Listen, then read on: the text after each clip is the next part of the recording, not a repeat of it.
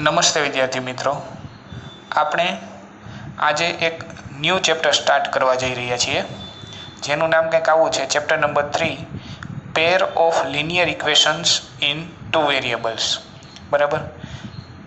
બોર્ડમાં આ ચેપ્ટરમાંથી 8 માર્ક્સનું પૂછાય છે, જે મેક્સિમમ વેઇટેજ છે. બરાબર છે. ચાલો, તો સૌથી પહેલાં ચેપ્ટર નંબર 3માં નામનું આપણે અલગ અલગ પાડીએ કે શું માગે છે ચેપ્ટરનું નામ. તો કે સૌથી પહેલાં પેર એટલે તો કે બે હશે. બરાબર. આ પેર ઓફ લિનિયર ઇક્વેશન એટલે તો કે લિનિયર એટલે એમાં પાવર હશે, એ કેટલી હશે? એક હશે પાવર. ઇક્વેશન એટલે ઇક્વલ ટુની સાઇન હશે. ઇન ટુ વેરિયેબલ એટલે તો કે વેરિયેબલ એમાં કેટલા હશે? બે. તો કે એક્સ અને વાય. આખા ચેપ્ટરમાં વેરિયેબલ આપણે કેટલા આવશે? એક્સ અને વાય જ આવશે દર વખતે. બરાબર. તો હવે જોવો જોઈએ, બે વેરિયેબલ થઈ ગયા. હવે લિનિયર એટલે બેની પાવર એક જ હશે દર વખતે. બરાબર. ઇક્વેશન એટલે ઇક્વલ ટુની સાઇન હશે. બરાબર છે. તો હવે કંઈક એક્સનો કોએફિશિયન્ટ હું એ કહી દઉં, વાયનો કોએફિશિયન્ટ બી કહી દઉં, અને કોન્સ્ટન્ટ ટર્મને શું કહી દઉં? સી. બરાબર. વચ્ચે પ્લસની સાઇન અને સામે 0. તો આ a x plus b y plus c is equal to 0. હજી એકવાર, એક્સ અને વાય હતા. બરાબર. એક્સનો કોએફિશિયન્ટ એ, વાયનો બી અને constant term c equal to 0. આ છે ને એ સ્ટાન્ડર્ડ ફોર્મ છે લિનિયર ઇક્વેશનનું. બરાબર. તો જોવો જોઈએ, સૌથી પહેલું આ standard form of linear equation in two variable. બરાબર. A x plus b y plus c is equal to 0. Where કરીને આ કન્ડિશન છે ને એ તમારે યાદ રાખવી જ પડશે દર વખતે. કન્ડિશન કંઈક આવી છે, a square plus b square not equal to 0. અને ગુજરાતીમાં શું વચાય? તો કે એ અને બી કોઈ દિવસ એક સાથે 0 નહીં હોય. એટલે કે એ બરાબર 0 અને બી બરાબર 0 એવું કોઈ દિવસ એક સાથે નહીં હોય. બરાબર. આ બે એક સાથે કોઈ દિવસ 0 નહીં હોય. 0 હોય તો શું થાય? તો કે એ 0 મૂકી દો તો 0 ગુણ્યા x એટલે આ 0 થઈ ગયું. બી એ 0 હતો તો 0 ગુણ્યા y એટલે આ 0 થઈ ગયું. તો સી બરાબર 0. આવું વધે, ખાલી કોન્સ્ટન્ટ ટર્મ વધે. બરાબર. પણ આપણે શું વેરિયેબલ રાખવાનો છે. બરાબર. એટલે એ અને બી એક સાથે કોઈ દિવસ 0 હશે નહીં. તો આ તમારે ખાલી યાદ રાખવાનું, a square plus b square not equal to 0. અને આ કોનું standard form of linear equation છે. રેડી. હવે બીજું એક સ્ટાન્ડર્ડ ફોર્મ આવે છે, એ કંઈક આવું છે, જોવો જોઈએ. Standard form of linear pair of equation. બરાબર. આમાં પેર આવી, ઓમાં પેર આવતી નહોતી, ઓમાં ખાલી એક જ ઇક્વેશન આવતું હતું. હવે આમાં linear pair of equation in two variable. Pair આવી તો ઇક્વેશન કેટલા હશે? ટોટલ 2 હશે. તો આને આ 2 વખત લખી નાખું છું. આ જે ઇક્વેશન હતું નહીં જ. બરાબર. તો આવું કંઈક, a x plus b y plus c બરાબર 0, x plus b y plus c બરાબર 0. કન્ડિશન શું હતી પહેલામાં? તો કે a square plus b square not equal to 0, a square plus b square not equal to 0. આવું કંઈક. હવે તો કે આ બેને અલગ પાડવા હોય તો હું પહેલા ઇક્વેશનમાં બધે 1 1 1 કરી દઉં, બધે 1 1. બરાબર. એટલે a1 b1 c1. અને બીજા ઇક્વેશનમાં a2 b2 c2. એટલે અહીંયા 2 2. તો આ તમને બની ગયું લિનિયર પેર ઓફ ઇક્વેશનનું સ્ટાન્ડર્ડ ફોર્મ. બરાબર. કાંઈ નથી, આના વસ્તુ જે હતી એ 2 વાર લખી નાખી. અને પહેલામાં બધે 1 1 1, બીજામાં બધે 2 2 2. એટલે આ કોનું સ્ટાન્ડર્ડ ફોર્મ? તો કે લિનિયર પેર ઓફ ઇક્વેશનનું. બરાબર છે. હવે એક્ઝામમાં સ્ટાન્ડર્ડ ફોર્મ તમને 1 માર્કમાં પૂછી શકે, એટલે આ 2 સ્ટાન્ડર્ડ ફોર્મ તમારે યાદ રાખવાના છે. આ રાખો એટલે આ ઓટોમેટિક રહી જાય. આ કન્ડિશન ફરજિયાત પાછળ લખવી પડશે, કમ્પલસરી. બરાબર. તો આ આપણે સ્ટાન્ડર્ડ ફોર્મ જોયું લિનિયર ઇક્વેશનનું અને લિનિયર પેર ઓફ ઇક્વેશનનું. હવે તો કે આ ચેપ્ટરમાં આપણે મેથડ્સ કઈ આવે છે. આપણે છે ને આનું સોલ્યુશન ફાઇન્ડ કરવાનું છે. દર વખતે આ પેર આપેલી હશે અને એનું સોલ્યુશન ફાઇન્ડ કરવાનું થશે આખા ચેપ્ટરમાં. એ જ વસ્તુ છે. બરાબર. હવે એનું સોલ્યુશન કઈ રીતે ફાઇન્ડ કરવું? તો કે એના માટેની થોડીક મેથડ્સ છે. એમાં સૌથી પહેલી ગ્રાફિકલ મેથડ છે. Second method substitution method. Third elimination method. અને ફોર્થ છે ક્રોસ મલ્ટિપ્લિકેશન મેથડ. બરાબર. ટોટલ 4 મેથડ છે. એમાંથી આપણે સૌથી પહેલાં છે ને સબસ્ટિટ્યુશન મેથડ ભણશું. બીજા વચ્ચે છે ને એક વર્ડ પ્રોબ્લેમ્સ આવશે સૌથી છેલ્લે, અને ટિપિકલ सम्स આવશે. એ આપણે એલિમિનેશન મેથડથી જ કરશું. ગમે તે મેથડથી કરી શકાય, પણ એલિમિનેશન મેથડ ઇઝી પડશે આપણને, એટલે આપણે આ મેથડથી કરશું. આપણે સૌથી પહેલાં આ ચેપ્ટરમાં સબસ્ટિટ્યુશન મેથડ ભણશું. બરાબર. સબસ્ટિટ્યુશન મેથડમાં શું આવે એ ચાલુ કરતાં પહેલાં આપણે થોડુંક બેઝિક ચેપ્ટર વિશે માહિતી મેળવી લઈએ. કે ચેપ્ટરમાં તમને ક્વેશ્ચન કંઈક આવો આપેલો હશે કે 2x minus 3y plus 5 is equal to 0 and 8x minus 8y plus 6 is equal to 0. આવું કંઈક છે. બરાબર. હવે તમને આવા બે ઇક્વેશન હોય તો તમારે સૌથી પહેલાં સ્ટાન્ડર્ડ ફોર્મ સાથે કમ્પેર કરવાના. સ્ટાન્ડર્ડ ફોર્મ સાથે કમ્પેર કરો ને તો અહીંયા હોય એ હોય, અહીંયા બી હોય, આ સી હોય, એ તમને ખબર જ છે. એ જ રીતે એક્સનો કોએફિશિયન્ટ એ, આ બી અને આ કોણ સી. હવે પહેલા ઇક્વેશનમાં બધાય 1 1 1 કહેવાના, સેકન્ડ ઇક્વેશનમાં બધાય 2 2 2. બરાબર. તો આ શું બની ગયું તો કે તમને A1 B1 અને C1, A2 B2 and C2. A1 ની વેલ્યુ તો કે A1 ની વેલ્યુ 2 છે, B1 ની વેલ્યુ તો કે -3 છે, અને C1 ની વેલ્યુ 5 છે. A2 ની વેલ્યુ 8, B2 ની તો કે -8 સાઇન સાથે જ લેવાનું છે, અને C2 છે એ કોણ છે 6. તો તમને પહેલાં આ વસ્તુ આવડવી જોઈએ, A1 A2 B1 B2 C1 C2 નક્કી કરતા. બરાબર.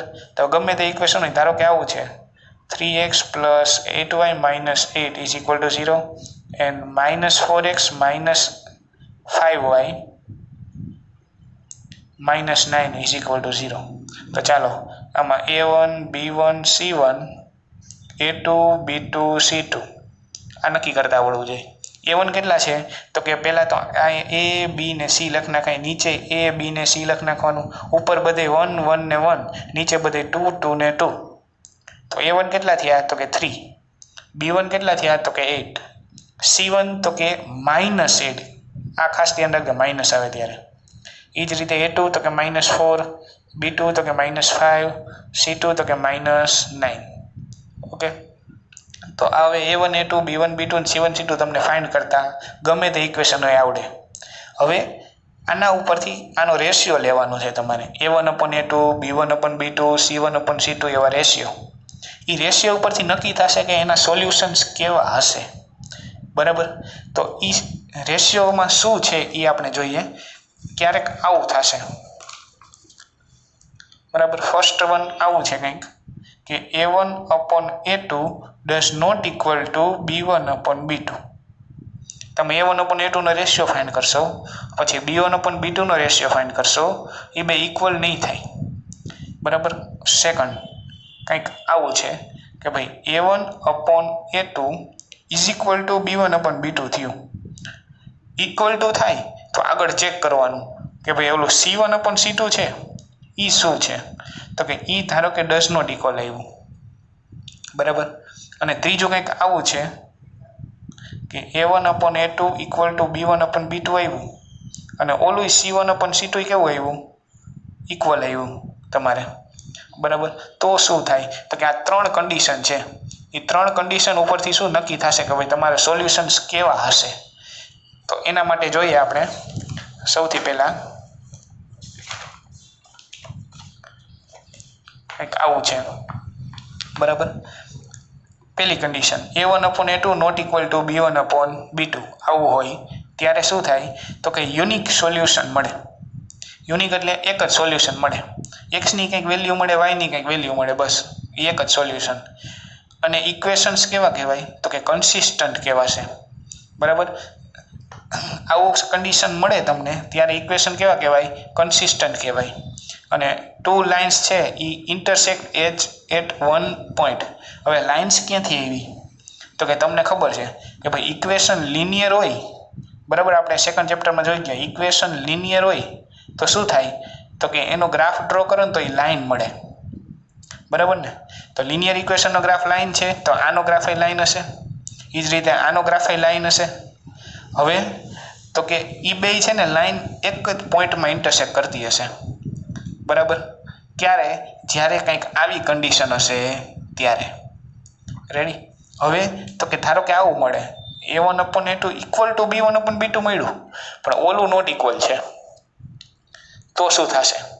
તો કે તો ધે હેવ નો સોલ્યુશન્સ, એક પણ સોલ્યુશન એને મળશે નહીં. એટલે એનું સોલ્યુશન આગળ ગોતવાની આપણે જરૂર પડશે જ નહીં, ડાયરેક્ટ કહી દેવાનું નો સોલ્યુશન. હવે ઇક્વેશન્સ આર સેડ ટુ બી ઇનકન્સિસ્ટન્ટ. બરાબર? ઇનકન્સિસ્ટન્ટ કહેવાશે ઇક્વેશન્સ, ઓમાં કન્સિસ્ટન્ટ હતું. અને ત્રીજું છે કે ટુ લાઇન્સ આર પેરેલલ. હવે આપણને ખબર જ છે કે ભાઈ સોલ્યુશન ન મળે તો એ બે ઇન્ટરસેક્ટ થશે નહીં. ઇન્ટરસેક્ટ ન થાય તો શું હોય? તો કે એ લાઇન કમ્પલસરી આવી હશે પેરેલલ. બરાબર? પેરેલલ લાઇન છે. આ ફર્સ્ટમાં કંઈક આવો કેસ હશે, આવી રીતે. બરાબર? એક પોઈન્ટમાં ઇન્ટરસેક્ટ થતી હશે લાઇન્સ, આમાં પેરેલલ હશે, આવી કંઈ કન્ડિશન હોય ત્યારે. એટલે તમને સૌથી પહેલાં એ જ શીખવાડ્યું કે A1 B1 C1 A2 B2 C2 કેમ નક્કી કરવા, અને પછી એનો રેશિયો લેવાનો. રેશિયો ઉપરથી પછી આ ખબર પડે કે આમાં શું છે એ. બરાબર? હવે ધારો કે આવું હોય A1/A2 not equal to equal to B1/B2 and equal to C1/C2, બે ઇક્વલ આવ્યા. બંને ઇક્વલ આવે તો શું થાય? તો કે વી ગેટ ઇન્ફાઇનાઇટલી મેની સોલ્યુશન્સ. બરાબર? ઇન્ફાઇનાઇટલી મેની સોલ્યુશન મળે. એક્સની વેલ્યુ ગમે તે મૂકી દો, વાયની વેલ્યુ ગમે તે મૂકી દો, એ ઇક્વેશનનું સેટિસ્ફાય કરે જ બેયના. બરાબર? એ આપણે આવશે ત્યારે જોશું. હવે આમાં શું છે? સેકન્ડ શું છે? તો equation are dependent and consistent. Equation કેવા કહેવાય? કન્સિસ્ટન્ટ કહેવાય. એટલે જો બે વસ્તુમાં કન્સિસ્ટન્ટ આવ્યું, એક ફર્સ્ટમાં આવતું હતું અને એક આ લાસ્ટમાં આવ્યું. બરાબર? એટલે સોલ્યુશન મળે ને ત્યારે ઇક્વેશન કન્સિસ્ટન્ટ કહેવાય, એવું યાદ રાખજો તમે. અને સોલ્યુશન ન મળે તો ઇક્વેશન ઇનકન્સિસ્ટન્ટ કહેવાય. રેડી? અને two lines R coincident. Coincident એટલે તો કે એક લાઇન હતી, એની ઉપર જ શું હશે? બીજી લાઇન હશે. બરાબર? બે લાઇન એક જ હશે. અને આવું જ્યારે થાય ને ત્યારે બે ઇક્વેશન એક સરખા જ હશે. બરાબર? ત્યારે જ આવું થશે, બે ઇક્વલ ટુ મળે.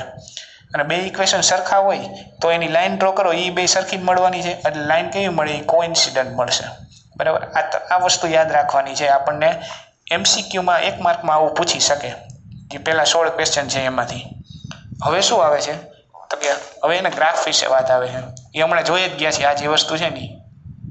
શું કે if two lines intersect at one point then that point becomes the solution. એટલે આ જો બે લાઇન હતી એ 1 પોઈન્ટમાં ઇન્ટરસેક્ટ થઈ તો આ જે પોઈન્ટના એક્સ કોર્ડિનેટ ને વાય કોર્ડિનેટ હોય ને એ એનું શું થાય? સોલ્યુશન થાય. બરાબર? In this case pair of equation is consistent. એ તો આપણે આગળ જોઈ ગયા. હવે શું કહે છે? If both lines are same then every point on lines is solution of equation. બરાબર? એ તો ખબર જ છે આપણને કે ભાઈ બે લાઇન સેમ જ હોય તો ગમે એ પોઈન્ટ લઈ લ્યો, એ બે લાઇન ઉપર હોવાનો જ છે અને બધા પોઈન્ટ સોલ્યુશન થશે. એટલે ઇન્ફાઇનાઇટલી મેની સોલ્યુશન મળશે. આ કયો કેસ થયો હતો? કે આવડો લાસ્ટ વાળો આપણે હમણાં જોયો, એ કોઇન્સિડન્ટ વાળો. એ જ વસ્તુ લખી છે પણ વર્ડ્સમાં લખી છે આ જ વસ્તુ. બરાબર? હવે તો કે થર્ડ છે કે પેરેલલ હોય લાઇન્સ. એટલે લાઇન્સ આવી રીતે પેરેલલ હશે તો સોલ્યુશન મળશે જ નહીં, કારણ કે ઇન્ટરસેક્ટેડ નહીં થાય તો સોલ્યુશન મળવાનું તો નથી જ. બરાબર છે? In this case pair of linear equation says કેવા? ઇનકન્સિસ્ટન્ટ હશે. બરાબર? આ એકમાં ઇનકન્સિસ્ટન્ટ કહેવાય જ્યારે પેરેલલ હોય ને નો સોલ્યુશન મળે ને ત્યારે ઇનકન્સિસ્ટન્ટ, બાકી બેમાં કન્સિસ્ટન્ટ. બરાબર છે? તો આ આપણું બેઝિક હતું. 1 માર્ક્સમાં આમાંથી ગમે તેવો ક્વેશ્ચન પૂછી શકે તમને. બરાબર? એના માટે આપણે આ યાદ રાખવાનું થશે. આવી રીતે યાદ રાખે. ઓલું પાછળનું છે એ વર્ડમાં જ છે, આ જ વસ્તુ છે એ વર્ડ્સમાં લખી છે. બરાબર છે? તો આ આપણું બેઝિક હતું આ ચેપ્ટરનું. આ બેઝિક આવડી જાય પછી તમારે આગળ વધવાનું થાય. હવે આપણે નેક્સ્ટ વખતે સબસ્ટિટ્યુશન મેથડ કરશું. બરાબર? તો આજે આમાં આપણે આટલું રાખીએ.